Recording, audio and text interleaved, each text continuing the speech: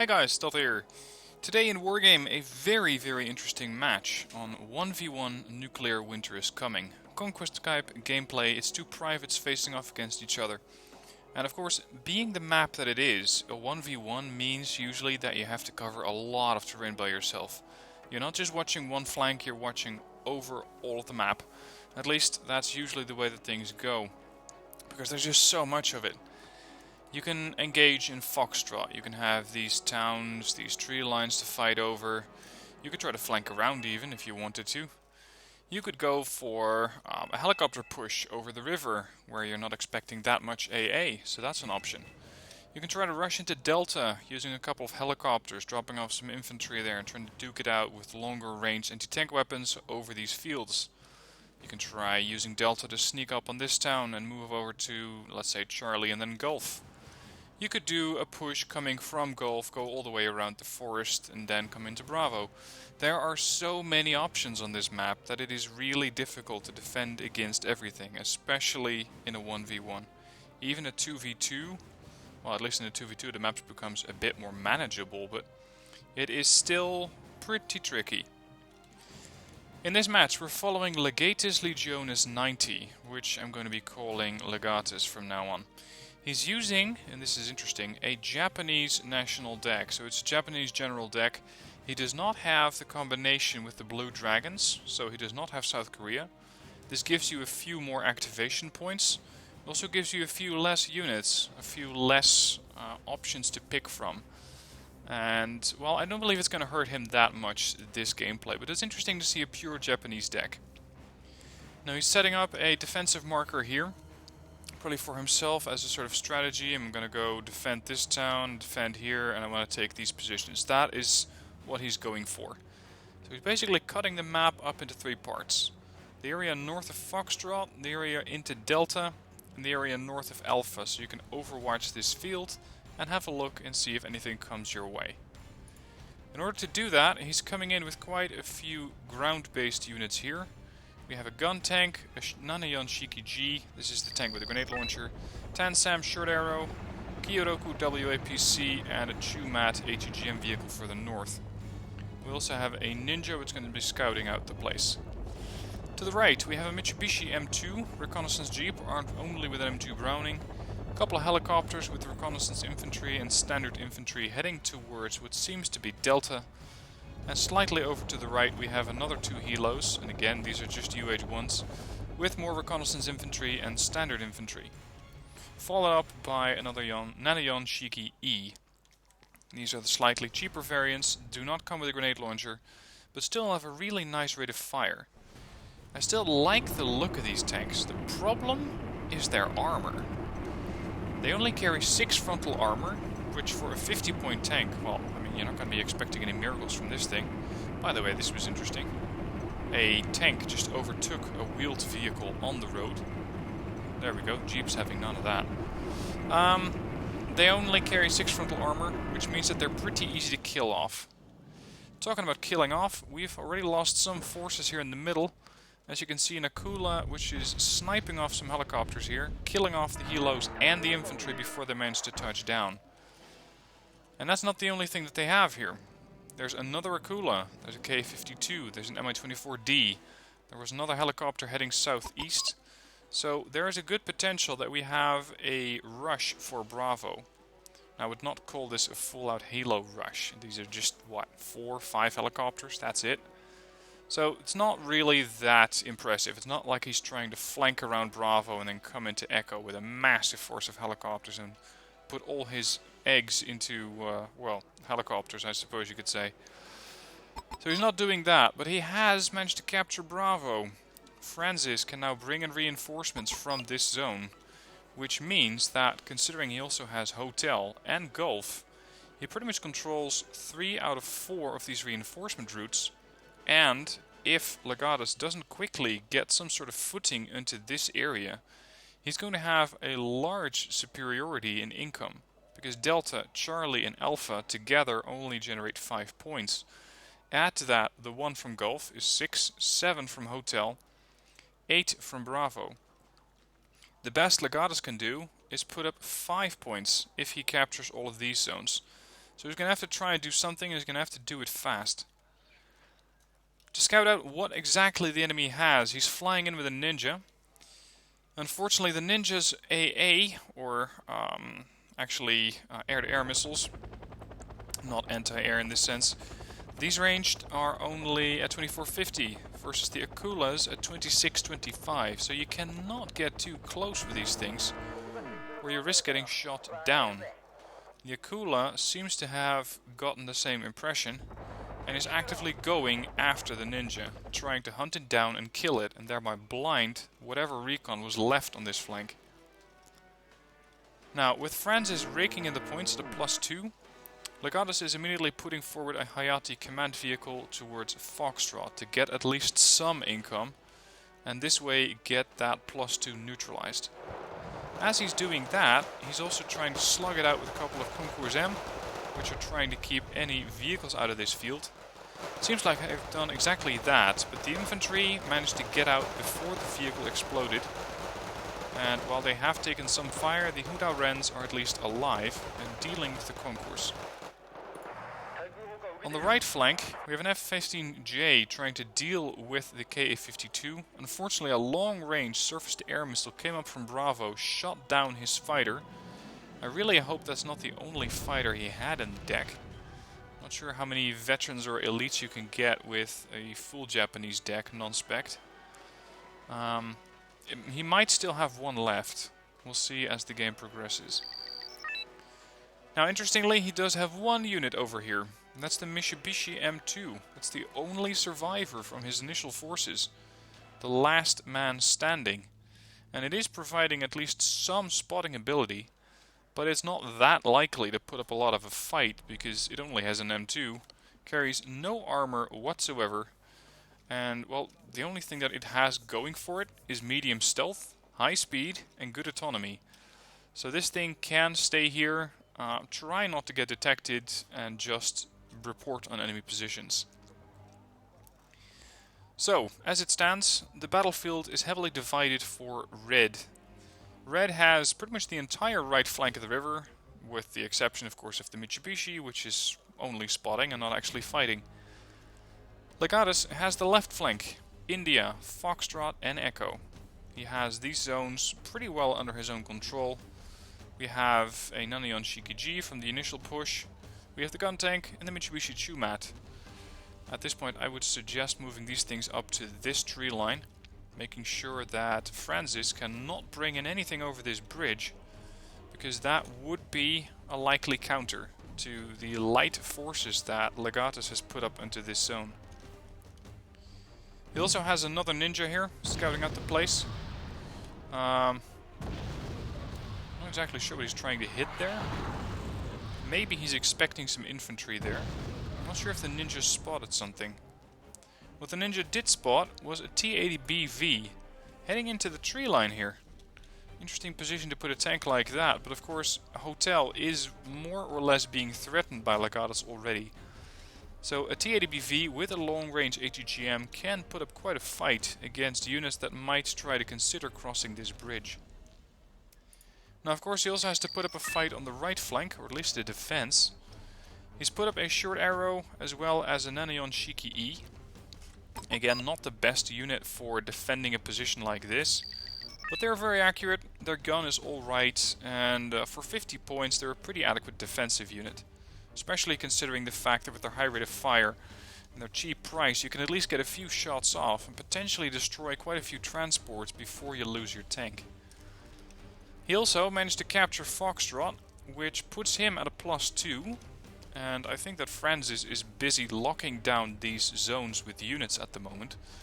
And this means that he does not have the income to buy any ground command units. So he does not have the points to go after the conquest points at the moment.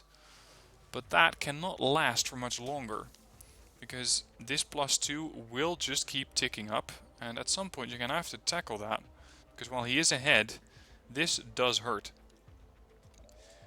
The Always Ninja has spotted another MO-24D, potentially dropping off some infantry in this grid. You can see that it just came up again.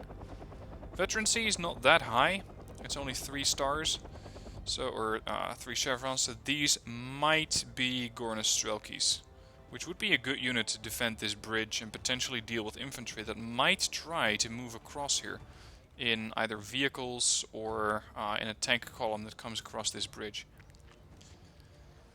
Now, interestingly, he's scouting out with an empty UH-1H, just trying to see what he can find.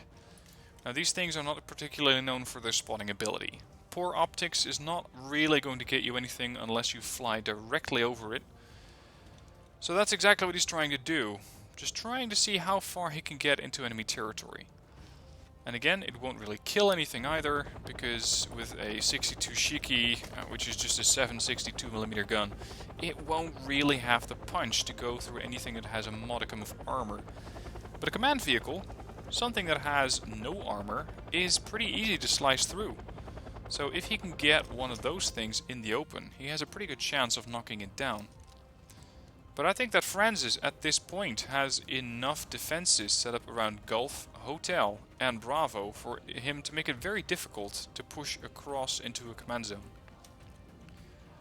Talking about pushing, we have a push which is currently being retreated.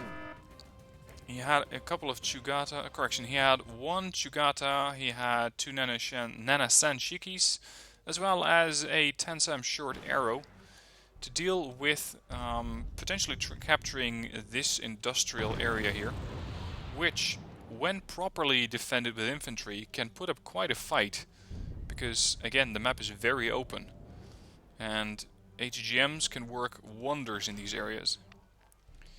Now, time for the short arrow to get to work. A couple of missiles going up. It managed to kill off the MA-24D and is now working on the Ka-50.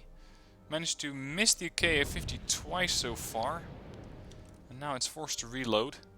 You may want to be quick about that, because that Akula can still come at you and kill you. We also have some other helicopters moving up here. A Ka-52 and a Ka-50. These are a very, very nice combination of helicopters. Of course, the Ka-50 deals with any tank, and the Akula, or the Ka-52, is able to spot for it. So moving up across any of these bridges is going to be pretty damn difficult. By the way, over here you can immediately see one of the problems that the Japanese deck has. Mobility. These things run out of fuel. Their mobility is only 300 kilometers. And this is something that, especially on larger maps, will really, really make it difficult for you to keep everything going. Fortunately, the gun tank doesn't have to move any further, but even if it wanted to, I think it would grind to a halt pretty much where the Mitsubishi is at the moment. Anyway, back to the south, where we have the Scrayjet standing by.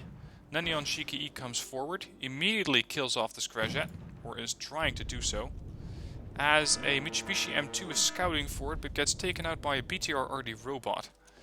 Unfortunately, that's the only reconnaissance he had left, and he's bringing in the Chugata with reconnaissance infantry inside to scout out the place, to see if the Nanayon Shiki can find anything else to kill. And there's another ATGM coming in. Nanayon Shiki-E manages to not get hit. Ooh, this is risky play here. He managed to hit one of the transports here. A Kai comes over, tries to drop off some bombs, manages to hit the transport. Did he kill it? I think he killed it. Unfortunately, he did lose his jet, he did lose his Chugata and his JSDF Rangers in here. So now his Nanayon Shiki-E is as blind as it was, and he is going to have to either move it back into cover or risk losing it if he leaves it out in the open. Now have a look at here, this side of the map. We have JSDF Rangers, as well as Kutai 90, and a couple of UH-1H. These things have been landed on the far side of the map, to the far west of Hotel. Of course, they're going to have quite a walk ahead of them, but if they can manage to make their way around, then they have a pretty good chance of finding a command vehicle in Hotel, as well as having the Kutai with their Carl Gustav deal with the T-80BV at short range. But that's exactly the challenge.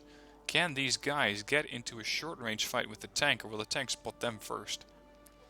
Let's hope they can get into there close, but it's going to take quite a while for them to actually make that walk. In the meanwhile, Francis, interestingly, has not yet captured any of the other zones. Charlie, Alpha and Delta are still open, and this means that Legatus just keeps ticking. He's just at 196 at the moment, and he keeps going. So time for Francis to make a move. A couple of helicopters coming over, trying to take out the Ninja. One missile fired, Ninja gets hit. Another missile going up, and unfortunately the Ninja dies, the Chumat dies, and the gun tank loses its optics. The gun tank, if it keeps moving, risks being caught out in the open against two pretty angry helicopters, one of which is only a real threat. There we go. Come on. Time to turn the guns on right about now. But the problem is, if you do, there's a very good chance of getting hit by a seed missile. So you're doomed if you do, you're doomed if you don't. And that's especially with the combination of the KA-50 and the 52 that we saw over there a very, very real problem. So here we are, just sitting, waiting for the infantry to make it across all the way to the north, trying to get into that command position. And in the meanwhile, it seems that Francis is just trying to defend the positions that he has. And there is a lot of terrain to defend. So once again, it seems that he's focusing much more on trying to keep everything under his control and capturing the zones later than trying to bring in the command vehicles to these zones now, as opposed to risking another incursion.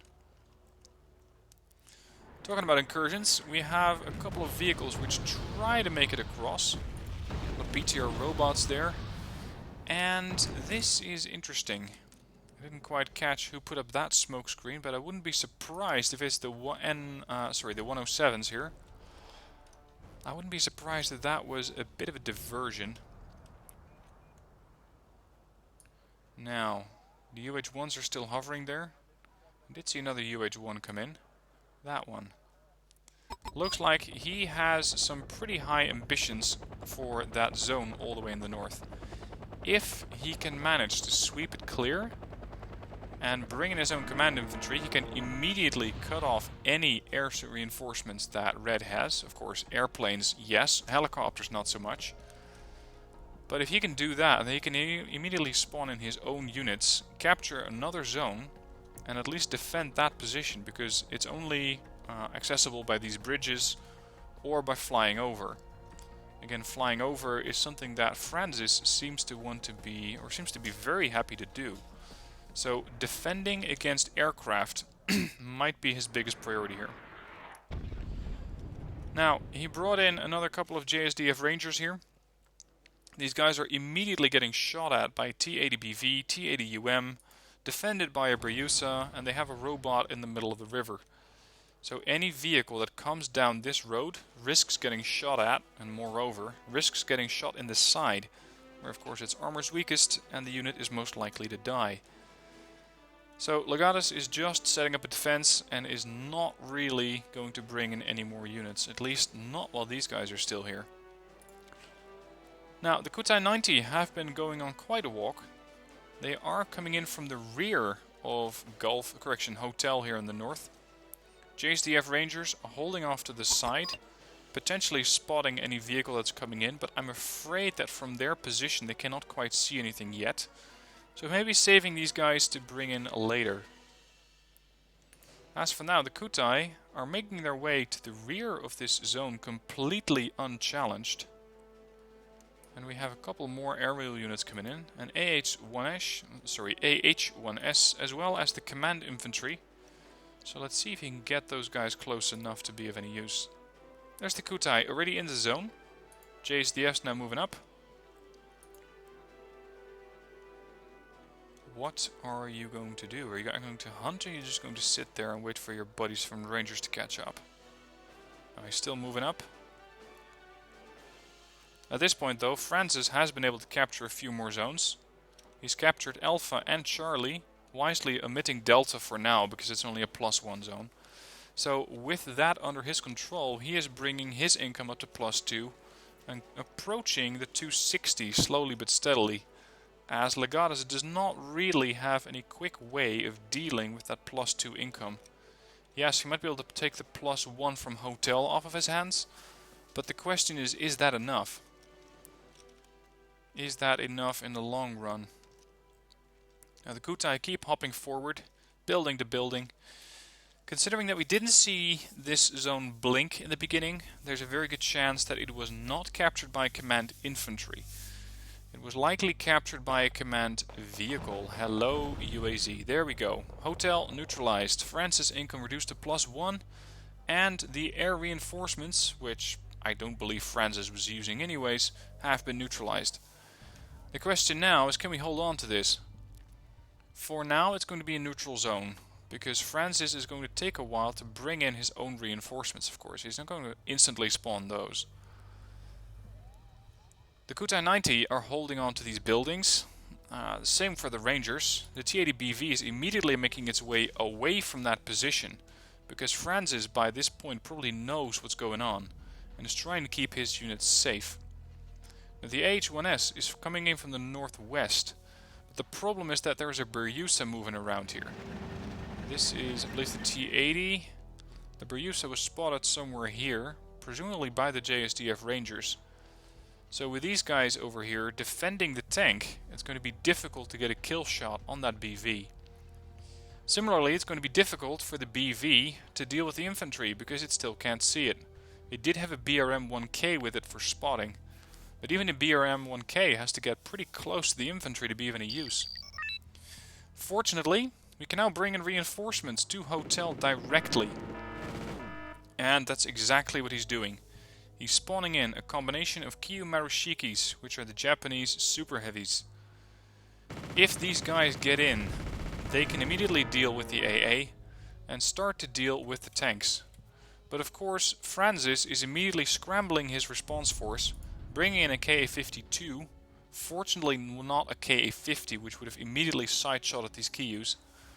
But the KA-52 can still put up all sorts of problems all by himself. So he's bringing in a 10-sam short arrow to deal with the KA-52. And we're still looking for the tank. Is that it? No, that's the Berjusa. Berjusa now getting worried as it's taking fire from the Kyus. There we go, that's the AA done. Missile comes in, that must be the BV. It manages to get the gun tank, unfortunately. And we have another helicopter here. Looks like an Mi-24 series, I'd say an Mi-24D. Judging by the fact that it only carries 4 missiles and I believe lots of rocket pods, and it has no turret on the front, making this an Mi-24D. Soon to be an Mi-24 dead if it keeps going directly into the gun tank. Correction, the short arrow. The gun tank was killed off. Now, unfortunately, the Kutai 90s have been taking quite a bit of fire from the K-52 here. The Kyu Marushikis are trying to rush in to at least do something with their machine guns to keep this helicopter at bay, but it's not easy. At the same time, Francis thinks that this is the opportune moment to strike onto the Zone Echo here on the left side of the map. He's immediately getting hit by all sorts of missiles and artillery. T-80UM there took a good hit from the Chumats. Nanayon Shiki-E manages to survive the initial hit from the T-80UM, but not the second one from the T-80BV. Another Nanayon Shiki... This was beautiful. Another Nanayon Shiki-E just spawned in, immediately getting a side shot on the tank and wiping it out as an effect, leaving just a couple of units scrambling for cover, as it's just a Berjusa, a robot, and some resupply units, interestingly. So I guess he wants to donate those. Over in the north, the battle isn't done. Unfortunately, he lost one Kyu Marushiki due to one of the, I believe, helicopters. And so far he's holding on to the zone, but only barely. He spawned in another 10-sam short arrow, immediately got wiped out by a helo there. And if that just keeps happening, then he's going to run out of AA units. Unfortunately, they're not too expensive. Fortunately, it's Conquest, so you can at least get quite a large amount of income. And you can afford all of these units, but it's still not a position you'd prefer to be in. At this point, the Akula has been stunned, both by the gun tank and by the Kiyu. There we go, he's dead. But there's a group of Gornostrelki 90 here, which are taking no time at all and immediately wiping out the gun tank, or at least attempting to. And unfortunately he's lost Hotel.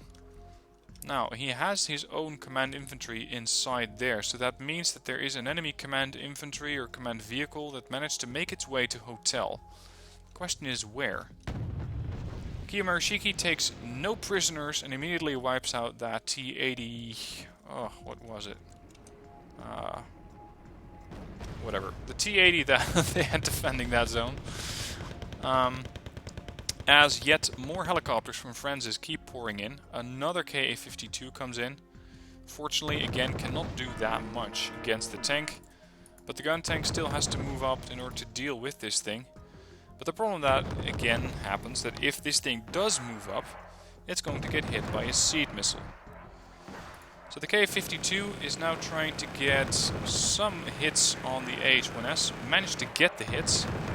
And unfortunately for the H1S, the K-52 is quite a bit more accurate than the helo that was trying to attack it there. We have another red blip here. A couple of Concours M trying to make their way across the bridge. Just like that. That was a little bit of overkill. Nana Sanshiki got sacrificed there, taking 2 HGMs. But these guys really don't have that much that they can do, so they're not that big of an issue. These guys are... We have an Mi-8 TV over here, which could be the one that delivered some command infantry. The question is, where did the command infantry go? Are they hiding in these buildings? Are they hiding in the woods? It's going to be tricky to find them. Gun tank, which, by the way, is rapidly depleting its ammunition, is trying to push up, dealing with any vehicles or any infantry that might be out in the open. Hang on, what the hell? Francis is pushing a command vehicle across, trying to capture this zone, or at least neutralize it. Chumat's not really in the mood to get a command vehicle into their zone. Immediately wipe it out. Now, we've spotted Rezvetkas in the north, so the gun tank immediately goes to town on them, with some backup from the Kiyomarashiki. But note how they still haven't captured the FOB yet. And this means that there's a good chance that they still have at least some fighting forces in this town, because they're definitely getting close enough. Also note the lack of good optics that he has here. There we go, now he captured the FOB. Time to deal with Spetsnaz. It looks like some infantry command is being shuffled around here, because you can see every now and then that there is a unit here. And the only infantry unit that he has over here is the JSDF and the Kutai 90, which, by the way, have been fully resupplied thanks to the KV-107 that landed quite close to them. So he now has 2 full fighting groups of infantry. He has very little in the sense of AA, very little in the sense of anti-tank, and he cannot bring in any aircraft, at least not from this zone. He does have an F-15J up here, not exactly sure why. Maybe he was expecting some sort of helicopters and thought that the F-15J might be supporting. So guys, if you're watching this, please let me know why the F-15J is up here. What's your thinking behind that? Now, it looks like we had some unit over there. Is that the Rezvetkas we saw earlier? Mi-24D just flies in right into the gun tank. Gun tank says thank you, and you can go and sit down right over there. Let's hope that that also wiped out the infantry. As that is happening, we have Legatus pushing over the southern bridge from Echo with a couple of very, very cheap tanks, M41A1s. Not especially powerful, not especially useful, but he's just probing. And he's getting remarkably close. It's pretty impressive how far he's able to get here. In the meanwhile, in the north, we found the command infantry. Rangers are not really going to have too much of an issue dealing with these guys. They should have them wiped out pretty quickly.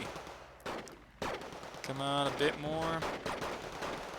And then we have this zone. Oh, that was another anti-radiation missile from the K-52. So AA is now dead. And this means that the Kiyomarashiki is at risk, but we have command of the zone, so he can bring in units here. F-15J comes in, gets a hit on the K-52, gets evac'd after, and so far has managed to dodge all the missiles from the K-52.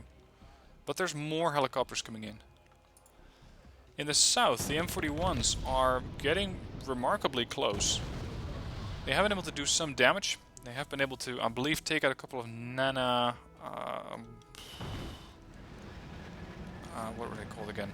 The mortar systems that they had over here. And he seems to get a pretty good chance at capturing the Mi-26 here. That'd be a nice capture. Unfortunately, they're now taking heavy fire from ATGMs. Getting quite lucky in the process, really. Missile goes in. This time around it doesn't miss, and it kills off one of the M41A1s. The survivors are trying to get a kill on the unit that is hiding out in the woods here. He lost another one. Come on, take off with this helo. It's a nice prize. It's 110 points, and it still has 1800 points of supplies, which could be quite the investment for the ATGMs that are defending this area. Now, a unit went down here. Looks like an MTLBV, and we have another unit on this side. BRM-1K managed to probably drive across this bridge, which was very lightly defended. And especially with a lack of reconnaissance, he might not have seen the unit in time. So he's now sending forward his Nanayon Shiki-G to deal with it, as well as some Nana-San Shikis with more infantry inside.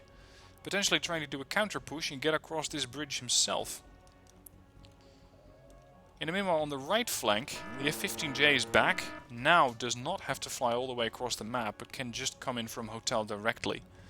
As Francis is trying to come in with more infantry, brought in presumably MTLBVs here, trying to get Hotel back, which is getting increasingly difficult as this zone gets more and more defended. So hopefully he can keep this zone, because it is the only thing that is keeping him in the game, as Francis now only has a +1. There we go. Oh, this is going to get close. Nanayon Shiki-E at close range, dealing with the transports. I just don't believe that the infantry has died with them. Interestingly, he was able to get some infantry across here. We have the Kutai 90 dropped off from the UH-1H. And if he can get close enough, he might be able to repeat the same trick that he did over in Hotel. Just try to encroach on Gulf here, and as such, deal with any command. Now, unfortunately, his Nanayon got taken out, and an UH-1H just flew right over. Fortunately, did not take any damage. But he is able to bring in more units here to try and push on Gulf. Over in the south, he has another group of Kutai 90. Now, once again, Kutai 90 are just standard infantry. They don't really have fantastic optics. It's just medium optics. You can use them as sort of emergency scouts or units operating behind enemy lines, but their anti-tank range is pretty limited at only 700 meters. Up close, they can be pretty effective, even against helos. Unfortunately, this helo is not quite sticking around long enough for the Kutais to deal with it. But it seems that it is... There we go, they managed to kill it off. So they're slowly but steadily trying to get closer to Gulf. It's a bit low on the scouting front for my taste, but he's getting away with it so far. And if you just completely zoom out, the map looks interesting. Normally the map gets divided pretty much horizontally. We have, let's say, Delta, Alpha, Bravo in control of Blue 4, in this case Golf, Charlie, and maybe the edge of Delta in command of Red 4. And that's usually how it goes. This time they split it down the middle vertically. And thereby Francis, you could say, has the better position here, because he has terrain that's easier to defend. He also has a very, very long front line. But he can no longer call in aircraft, which does limit his quick response forces. A couple of Motostrelki 90s seem to be trying to get closer to the command infantry. Fortunately, a Kiyoroku WAPC with a grenade launcher standing by to deal with them. As well as some Hudauren. They just need to find them again. There we go.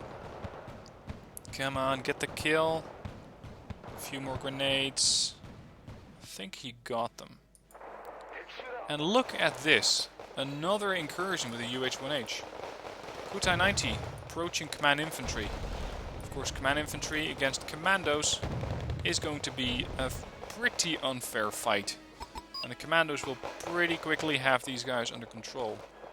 At which point, the only reinforcement zone that he has is Bravo, which is being observed by the Kutai 90. So as such, he has also managed to neutralize France's income. Francis by now is sitting at 289 versus 260.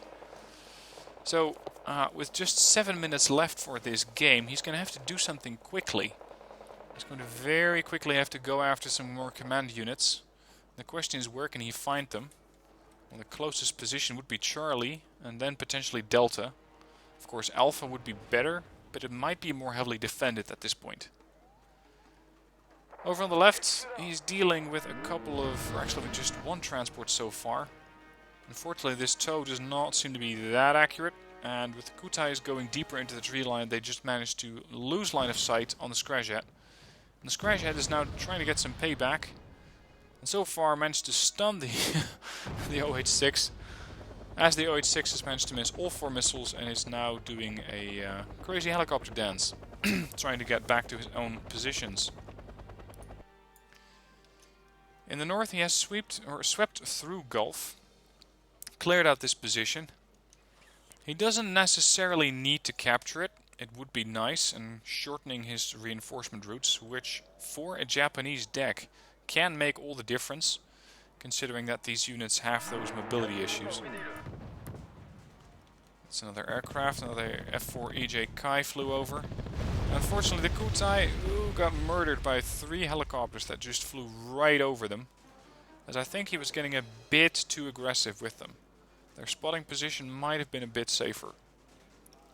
5.5 minutes left on the clock. Still a difference of 30 points. He needs to get something done. Kimarishiki still trying to push forward. Oh, look at this. We have a whole host of Motostrelki sitting here. Fortunately, they're not really a threat to anyone, but it will complicate capturing Gulf.